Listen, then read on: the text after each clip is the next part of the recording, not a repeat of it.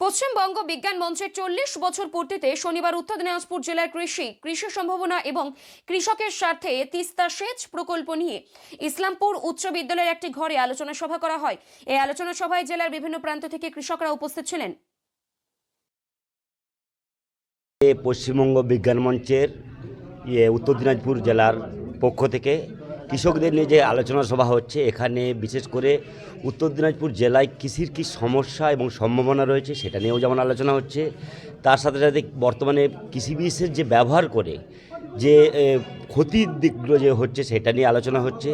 তার সাথে বিশেষ করে সেচ প্রকল্পের, বিশেষ করে আমাদের তিস্তা প্রকল্প যে রয়েছে, তিস্তা প্রকল্পের সেচের কি কতটা অগ্রগতি হওয়া উচিত ছিল, যেটা যতটা হয়নি সেটা নিয়ে আলোচনা হচ্ছে। সর্বোপরি এই জেলার কৃষিকাজকে এগিয়ে নিয়ে যেতে কৃষকদের কিভাবে বিজ্ঞান মনস্কভাবে চাষাবাদ করতে হবে এবং তাদের প্রত্যন্ত আবার যে প্রাকৃতিক কৃষির দিকে যাদের ঝুঁকতে হবে এবং যাতে করে কৃষির যাতে কোনো ক্ষতি না হয় এবং মাটির সমস্যাটাকে মিটিয়ে কৃষির ফলনকে বাঁচিয়ে রাখতে যা যা করতে হবে সেই সমস্ত নিয়ে আলোচনা হচ্ছে। এখানে কৃষকরা সবাই মনোযোগ দিয়ে শুনছেন এবং শুধু তাই নয়, একদিকে যেমন আলোচনা হচ্ছে এবং কৃষকরা যা এরপরে যা কোশ্চেন করবেন বা তাদের প্রশ্ন রাখবেন সেই প্রশ্নের যথাযথ উত্তর দিয়ে ওনাদেরকে যথাসাধ্যভাবে কীভাবে সাহায্য করা যায় বিজ্ঞান মঞ্চের পক্ষ থেকে সেটা সর্বোপরি আলোচনা করা হচ্ছে। আমার নাম ডক্টর ধনঞ্জয় মণ্ডল, উত্তর দিনাজপুর কৃষি বিজ্ঞান কেন্দ্রের, এবং সর্বোপরি আমি এই বিজ্ঞান মঞ্চের একজন আজীবন সদস্য এবং কর্মী।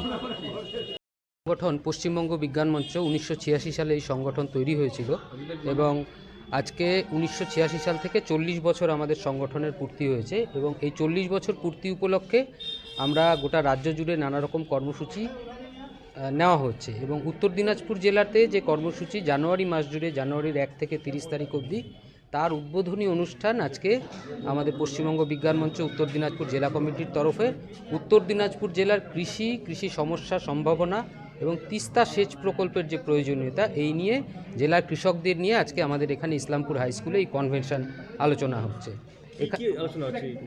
মূলত যে আলোচনার বিষয়বস্তু, আমাদের উত্তর দিনাজপুর জেলা যে বিরাট জেলা, কৃষি প্রধান জেলা, আপনারা জানেন যে আমাদের জেলার 80% মানুষ হচ্ছে কৃষির উপর নির্ভরশীল এবং এই জেলার বিপুল কৃষি সম্ভাবনা রয়েছে। আমাদের জেলাতে বিভিন্ন ঐতিহ্যময় কৃষি সম্পদ রয়েছে, তুলাইপাঞ্জি চাল থেকে কালো নুনিয়া, বিঘরের বেগুন, সূর্যাপুরি আম এবং চা রয়েছে, আনারস রয়েছে। কিন্তু তা সত্ত্বেও আমাদের জেলাতে দেখা যাচ্ছে যে চাষিরা সেইভাবে লাভের মুখ দেখতে পাচ্ছে না।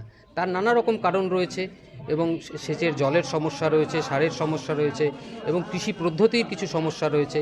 এই সব কিছু মিলিয়ে আমরা আজকের এই যে আলোচনা সভা, সেখানে বিশিষ্ট কৃষি বিজ্ঞানীরা রয়েছেন, আমাদের উত্তর দিনাজপুর জেলা কৃষি বিজ্ঞান কেন্দ্রের যে কৃষি বিজ্ঞানীরা তারা এখানে রয়েছেন পশ্চিমবঙ্গ সরকারের যে এগ্রিকালচার ডিপার্টমেন্ট, তাদের যে আধিকারিকরা তারা এখানে রয়েছেন। এই সমস্ত বিষয় নিয়ে তারা কৃষকদের পরামর্শ দিচ্ছেন এবং আলোচনা করছেন।